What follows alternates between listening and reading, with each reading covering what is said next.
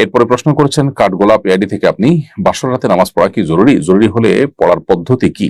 এর জন্য কি আলাদা কোনো নিয়ম আছে? স্বামী একটা লিখেছেন, 7 মাস হলো আমার বিয়ে হয়েছে, এখনো নিয়ে যাওয়া হয়নি, বাবার বাড়িতে আছি, আর স্বামী ঢাকায় চাকরি করেন।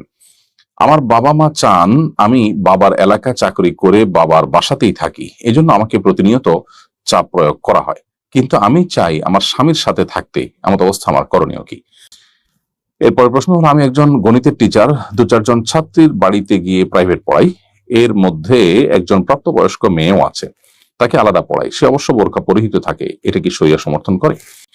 এরপরে রাবেয়া বসরি প্রীতি আইডি থেকে আপনি লিখেছেন, যে সকল নারীর কোনো অভিভাবক নেই তারা কিভাবে হজ করবে, তাদের জন্য একাকী হজে যাওয়া জায়েজ হবে কিনা?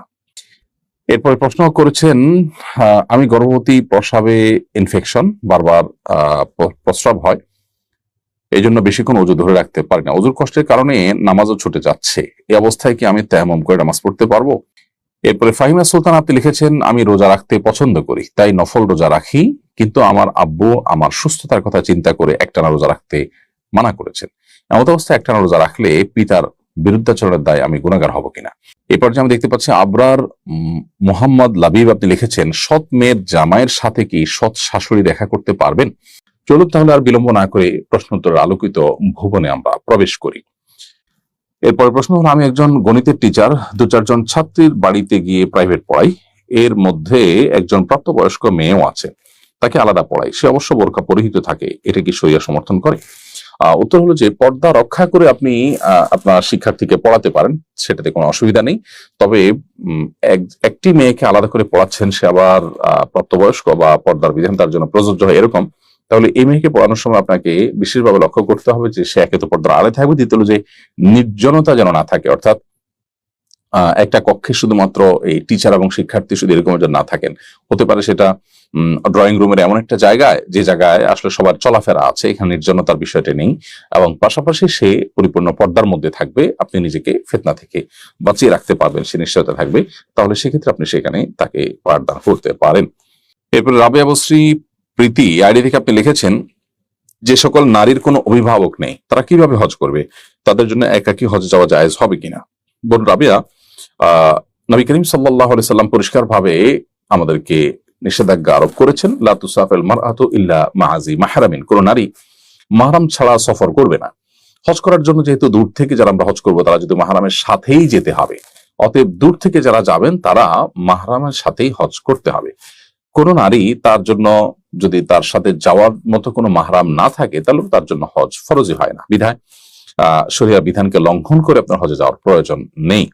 কোন কোন ওলামায়ে-কেরাম নারীদের সাথে, অন্যান্য হজযাত্রী নারীদের সাথে পরিচিত থাকলে তাদের সাথে কাফেলাবদ্ধ হয়ে যাওয়াটাকে জায়েজ বলেছেন, কিন্তু সংখ্যাগরিষ্ঠ ইমামগণ হাদিসে নবী সাল্লাল্লাহু আলাইহি ওয়াসাল্লামের নিষেধাজ্ঞার যে ব্যাপকতা আছে সেটার কারণে তিনি নিষেধ করেছেন এই বিষয়টিকে, এজন্য তারা নিষেধ করেন এটাকে। অতএব আপনার যদি কোনো মাহরাম না থাকে তাহলে সেক্ষেত্রে আপনার জন্য হজ ফরজ হবে না। এরপরে প্রশ্ন করেছেন, আমি গর্ভবতী, প্রস্রাবে ইনফেকশন, বারবার প্রস্রাব হয়, এই জন্য বেশিক্ষণ ওযু ধরে রাখতে পারি না, ওযুর কষ্টের কারণে নামাজও ছুটে যাচ্ছে, এই অবস্থায় কি আমি তায়াম্মুম করে নামাজ পড়তে পারবো?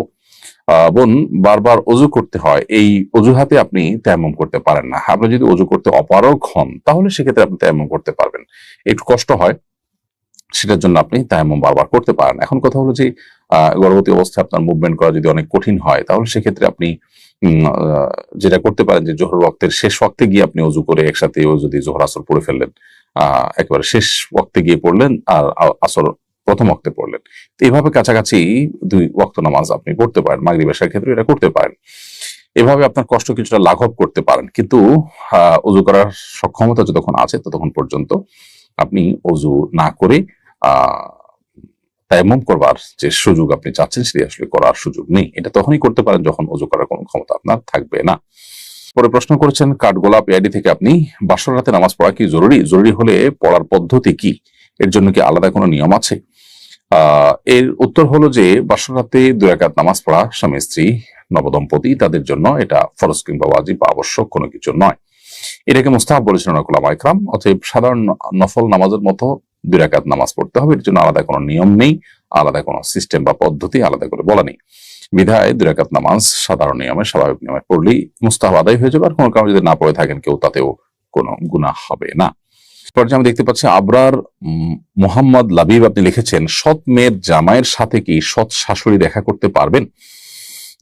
সৎ মেয়ের জামাইয়ের সাথে সৎ শাশুড়ি দেখা করতে পারবেন না, কারণ তিনি মাহরাম নন, বিধায় তার সাথে দেখা করতে পারবেন না, বরং পর্দা তার সাথে মেনটেন করতে হবে। এরপরে ফাহিমা সুলতান, আপনি লিখেছেন আমি রোজা রাখতে পছন্দ করি, তাই নফল রোজা রাখি, কিন্তু আমার আব্বু আমার সুস্থতার কথা চিন্তা করে একটানা রোজা রাখতে মানা করেছেন। এমত অবস্থায় একটানা রোজা রাখলে পিতার বিরুদ্ধাচরণের দায় আমি গুনাহগার হব কিনা? বোন ফাহিমা সুলতানা, আপনার প্রশ্নের উত্তর হলো যে নফল রোজা রাখতে গিয়ে আপনার শরীরে অসুবিধা হতে পারে, স্বাস্থ্যগত যৌক্তিক দিক চিন্তা করে আপনার বাবা যদি আপনাকে নিষেধ করে থাকেন তাহলে তার নিষেধাজ্ঞা আপনার মেনে চলা অবশ্য কর্তব্য। এক্ষেত্রে আপনার জন্য নফল রোজা রাখার চেয়ে তার নির্দেশ মানাটা বেশি গুরুত্বপূর্ণ, তার নির্দেশ লঙ্ঘন করলে আপনি গুনাহগার হতে পারেন। এরপর মোহাম্মদ আসাদুল ইসলাম, আপনি লিখেছেন চ্যাট জিপিটি দিয়ে ডিজাইন করে টি শার্ট ব্যবহার করলে ইনকাম হালাল হবে কিনা? উত্তর হলো অবশ্যই হালাল হতে পারে, যদি আপনার সেই ডিজাইনটার মধ্যে হারাম কোনো কিছু না থাকে। তাহলে সেক্ষেত্রে আপনি ডিজাইনটা চ্যাট জিপিটি বা আর্টিফিশিয়াল ইন্টেলিজেন্স ব্যবহার করে যদি আপনি করেন, তাতে মৌলিকভাবে সেটার সহযোগিতা নিয়ে ডিজাইন করার কারণে হারাম হবে না। ডিজাইনটা মৌলিকভাবে হালাল হতে হবে, সেটি হলো দেখার বিষয়। কোনো প্রাণীর ছবি আপনি টি শার্টে প্রিন্ট করে তারপর আপনি সেটা পড়লেন, সেটি অবশ্যই গুনাহের কারণ হবে, হারাম হবে, সেটা চ্যাট জিপিটি করুক বা মানুষ করুক। আর যদি যেই ডিজাইনটা আপনি টি শার্টের মধ্যে স্থাপন করেছেন সেখানে যদি হারাম কোনো কিছু না থাকে, তাহলে সেটি মানুষ করুক আর কোনো এআই দিয়ে আপনি করুন, সেটা আপনার জন্য হালাল হবে। শাম্মী আক্তার লিখেছেন 7 মাস হলো আমার বিয়ে হয়েছে, এখনো নিয়ে যাওয়া হয়নি, বাবার বাড়িতে আছি, আর স্বামী ঢাকায় চাকরি করেন। আমার বাবা মা চান আমি বাবার এলাকায় চাকরি করে বাবার বাসাতেই থাকি, এজন্য আমাকে প্রতিনিয়ত চাপ প্রয়োগ করা হয়, কিন্তু আমি চাই আমার স্বামীর সাথে থাকতে, এমন অবস্থা আমার করণীয় কি?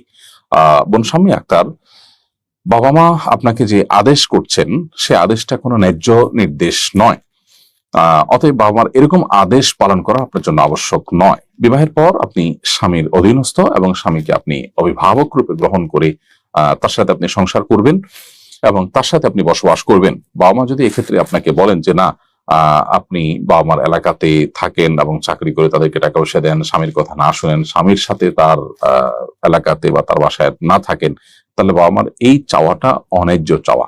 বিবাহের পর এটা স্বামীর প্রতি এক ধরনের অবিচার।